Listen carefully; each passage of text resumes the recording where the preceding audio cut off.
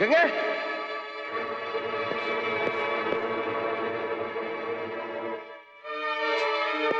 ഗംഗേ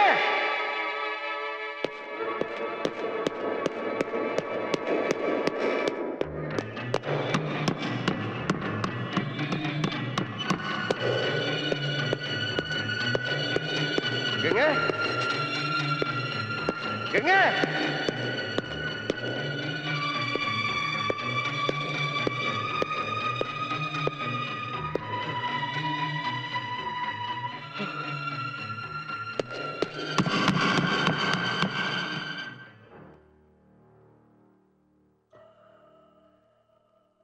ഗംഗ എവിടെ? സണ്ണി, ഗംഗ എവിടെ?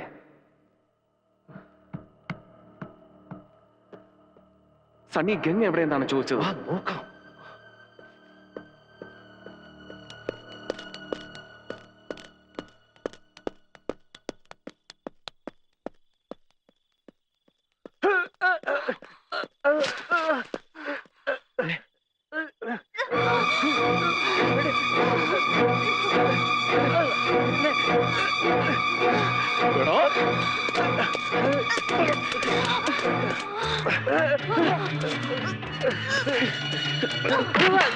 ഞാനൊന്നും ചെയ്തില്ല, പറയുന്നേക്ക്.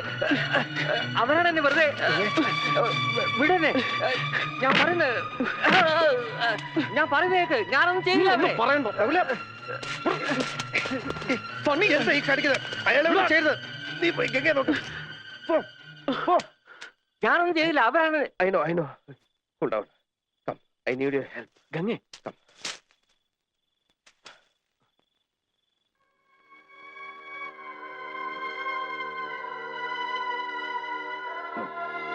അമ്മേ.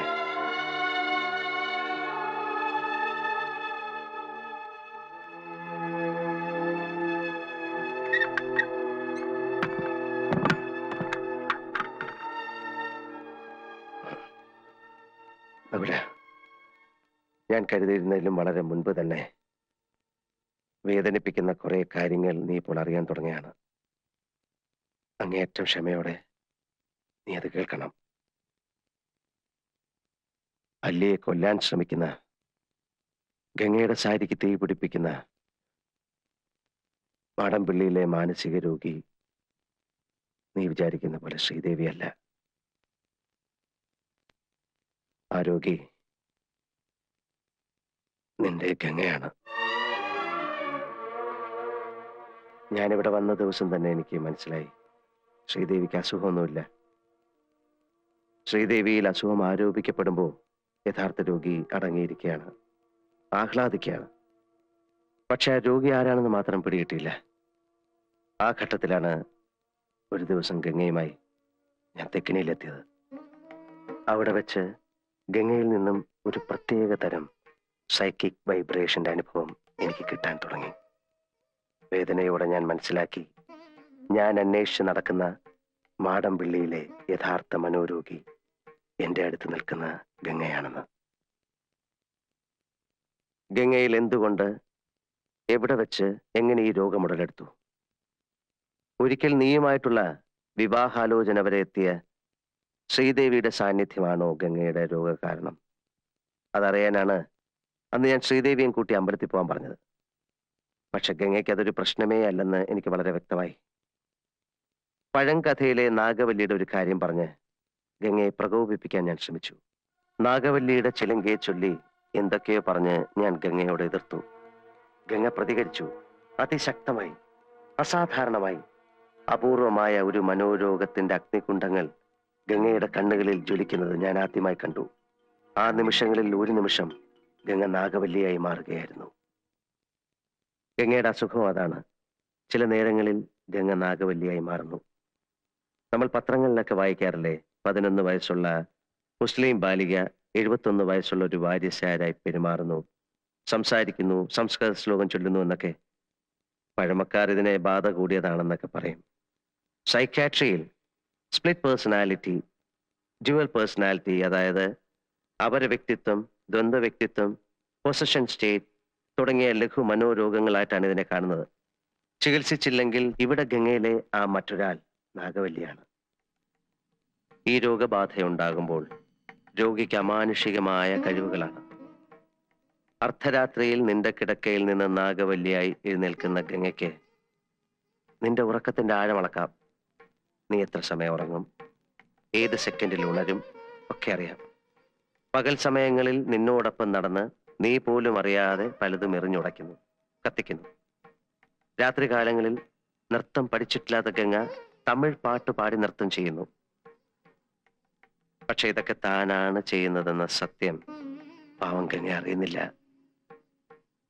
ഗംഗയിലെ മനോരോഗിയുടെ സഞ്ചാര ദിശയും ലക്ഷ്യവും കണ്ടെത്താനായി ഞാൻ അന്ന് അർദ്ധരാത്രിക്ക് തെക്കിനിയിലെത്തി. ഗംഗയിലെ ചിത്തരോഗിയുമായി സംസാരിച്ചു. ഭാഷ തമിഴായിരുന്നു. ന്യൂറോസിസിൽ തുടങ്ങി സൈക്കോസിസിന്റെ, ചിത്തഭ്രമത്തിന്റെ സങ്കീർണമായ മേഖലകളിലൂടെ സഞ്ചരിച്ച് വല്ലാത്ത ഒരു കൊലപാതക പ്രവണതയുമായി നിൽക്കുകയായിരുന്നു ഗംഗ അന്നവിടെ. എന്തെങ്കിലും എനിക്ക് ചെയ്യണമെങ്കിൽ ഗംഗയുടെ ബാല്യത്തെക്കുറിച്ച് അറിയണമായിരുന്നു. ഞാൻ ചന്തുവിനെയും കൂട്ടി പുറപ്പെട്ടു ഗംഗ ജനിച്ചു വളർന്ന ഏവൂർ എന്ന ഗ്രാമത്തിലേക്ക്. ആ നാട്ടുംപുറത്ത് ഒരു വലിയ തറവാടിന്റെ അകത്തളത്തിൽ മുത്തശ്ശിയോടൊപ്പം പുള്ളുവൻ പാട്ടും പഴങ്കഥകളും കേട്ടു വളർന്ന ഒരു കൊച്ചു പെൺകുട്ടി. അവളെ 3 വയസ്സ് തികയും മുമ്പേ മുത്തശ്ശിയുടെ കയ്യിലേക്ക് വലിച്ചെറിഞ്ഞിട്ട് ഉന്നത ഉദ്യോഗത്തിന്റെ തിരക്കുമായി കൽക്കട്ടയിലേക്ക് പോയ അച്ഛനമ്മമാർ. അച്ഛന്റെയും അമ്മയുടെയും വരവും കാത്ത് ഉച്ചഗംഗ ദിവസങ്ങളോളം പടിപ്പുര വാതിലിൽ വിജനമായ വഴിയിലേക്ക് കണ്ണും നട്ടിരിക്കും. പക്ഷേ ആരും വന്നില്ല. ഗംഗ SSLCക്ക് പഠിക്കുന്ന കാലം. ഗംഗയായിരുന്നു ആ സ്കൂളിന്റെ റാങ്ക് സ്വപ്നം. പരീക്ഷയ്ക്കുള്ള തത്രപ്പാടിനിടയിൽ ഗംഗ അറിയുന്നു കൽക്കട്ടയിലെ പ്രസിദ്ധമായ ഒരു കോളേജിൽ അഡ്മിഷൻ ശരിയാക്കിയിട്ട് അച്ഛനമ്മമാർ വരുന്നു തന്നെ കൽക്കട്ടയിലേക്ക് പറിച്ചു നടാൻ. ആ കൊച്ചു മനസ്സ് പിടഞ്ഞു. പഠിപ്പ് നിർത്തിവെച്ച് രാത്രികളിൽ ഉറക്കമില്ലാതെ ഗംഗ അലഞ്ഞു നടന്നു ആരിൽ നിന്നൊക്കെയോ രക്ഷപ്പെടാൻ. പരീക്ഷയുടെ 1-ാം ദിവസം ഉത്തരക്കടലാസുകൾ വലിച്ചു കീറിയിട്ട് ഭ്രാന്തിയെപ്പോലെ സ്കൂൾ അങ്കണത്തിലൂടെ ഓടിയ ഗംഗയെ ആ ഹെഡ് മിസ്ട്രസ് ഇന്നും ഓർക്കുന്നു. അതായിരുന്നു ഗംഗയ്ക്കുണ്ടായ ആദ്യത്തെ സൈക്കിക് ഡിസോർഡർ. മുത്തശ്ശി ഒരുക്കിയ മന്ത്രവാദക്കളത്തിൽ അനുസരണയോടെ അവളിരുന്നു. അച്ഛനമ്മമാർ പറന്നെത്തി. വന്നപാടെ അവർ ഗംഗയും കൊണ്ട് തിരിച്ചു പറന്നു കൽക്കട്ടയിലേക്ക്. അവിടെ ഏതെങ്കിലും സൈക്കാട്രിസ്റ്റിനെ കാണിച്ചു കാണണം. അയാൾ എന്തെങ്കിലും മരുന്നും കൊടുത്തു കാണണം. എനിവേ, ഉണർന്നെഴുന്നേറ്റ ഗംഗ കഴിഞ്ഞതെല്ലാം മറന്നു. അവൾ കൽക്കട്ട നഗരത്തിന്റെ സന്തതിയായി. എങ്കിലും രോഗസാധ്യത, possibility of another psychic disorder ഗംഗയിൽ ഉറങ്ങിക്കിടന്നു വർഷങ്ങളോളം. പിന്നെയായിരുന്നു നീയുമായിട്ടുള്ള വിവാഹം. വിവാഹം കഴിഞ്ഞ് നിന്റെ അമ്മയിൽ നിന്ന് ഗംഗ ഈ ഗ്രാമത്തെ പറ്റിയും ഈ തറവാട്ടുകെട്ടിനെ പറ്റിയും കേൾക്കുന്നു. ഗംഗ വന്നു നിന്നോടൊപ്പം. പക്ഷെ ഇവിടെ ഗംഗ എതിരേറ്റത് തിളങ്ങുന്ന ചമയങ്ങളും കടുത്ത ചായക്കൂട്ടുകളുമുള്ള പഴങ്കഥകളും അന്ധവിശ്വാസങ്ങളുമായിരുന്നു. അടിച്ചമർത്തപ്പെട്ട നാഗവല്ലി എന്ന കഥാപാത്രത്തിനോട് തോന്നിയ സിമ്പതി പിന്നൊരു എമ്പതിയായി മാറി. തീഷ്ണമായ ഒരുതരം തന്മയി ഭാവം. താൻ നാഗവല്ലിയാണ് എന്നൊരു തോന്നൽ.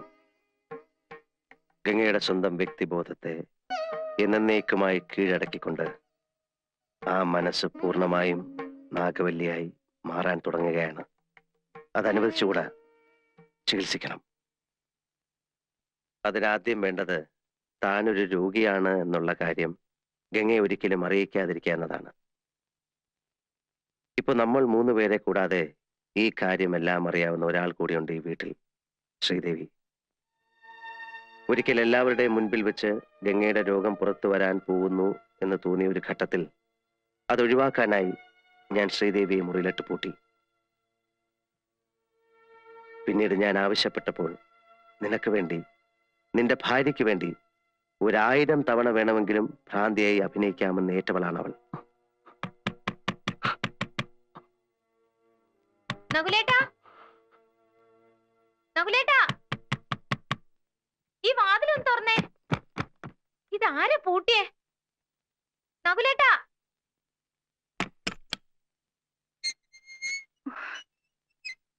നകുലേട്ടാ, ദേ ഇത് കണ്ടില്ലേ?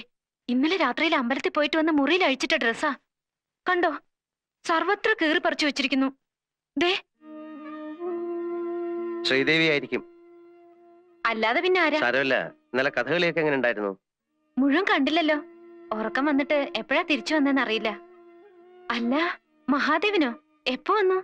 കുറച്ചു നേരമായി. അതും കൊള്ളാം. എന്നിട്ടാണോ നകുലേട്ട എന്നോട് പറയാതിരുന്നേ? നിങ്ങൾ ഇരിക്കെ, ഞാൻ ഇപ്പൊ കാപ്പി കൊണ്ടുവരാം.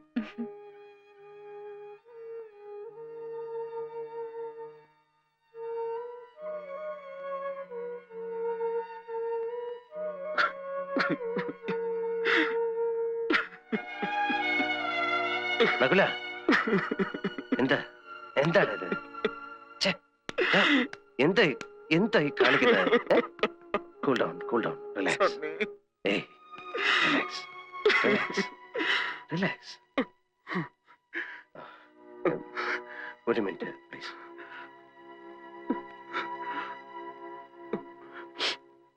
ഇപ്പോൾ നിങ്ങൾ താമസിക്കുന്ന ആ വീട് പണ്ട് രാമനാഥൻ എന്ന നർത്തകൻ താമസിച്ചിരുന്ന വീടാണ്. ഗംഗയിലെ ചിത്തരോഗി നാഗവല്ലിയായി മാറുന്ന നിമിഷങ്ങളിൽ താങ്കൾ ഇവിടുത്തെ പഴങ്കഥയിലെ കാമുകനായ രാമനാഥനായി മാറുന്നു. നകുലൻ ക്രൂരനായ ആ കാരണവരും.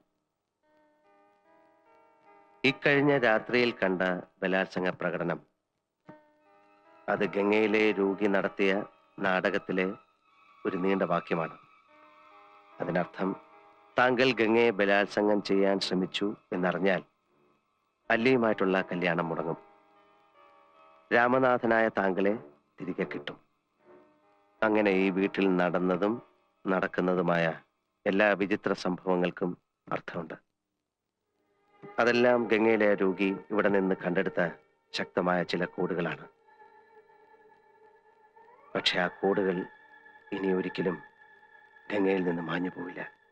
എന്ന് വെച്ചാൽ ഇന്ന് രാത്രിയോടെ ഗംഗയുടെ വ്യക്തിബോധം എന്നേക്കുമായി നാഗവല്ലിയുടേതായി മാറും. അതായത് മുഴുഭ്രാന്തി. പഴയ ഗംഗയ്ക്ക് ഇനി ഒരിക്കലും തിരിച്ചു വരാൻ പറ്റില്ല. ആ രോഗഭാഷയിലൂടെ പുറത്തു വരാൻ ഇനി 2 കാര്യങ്ങളേ ഉള്ളൂ. നകുലിന് ഏത് നിമിഷവും വധിക്കപ്പെടും. ഗംഗ ആത്മഹത്യയും. എനിക്ക് നകുലിനെങ്കിലും രക്ഷിക്കണം. അപ്പൊ ഗംഗ ഗംഗയെ രക്ഷിക്കാൻ നകുലിനെ കൊലയ്ക്ക് കൊടുക്കണം. നകുലിനെ രക്ഷിച്ചാൽ ഗംഗ ആത്മഹത്യയും. ഒരു മരണം അതൊഴിവാക്കാനാവില്ല. അവരിൽ ഒരാളെ എന്നേക്കുമായി മറന്നു കളഞ്ഞേ പറ്റൂ. അല്ലെങ്കിൽ എന്തെങ്കിലും മിറാക്കിൾ സംഭവിക്കണം.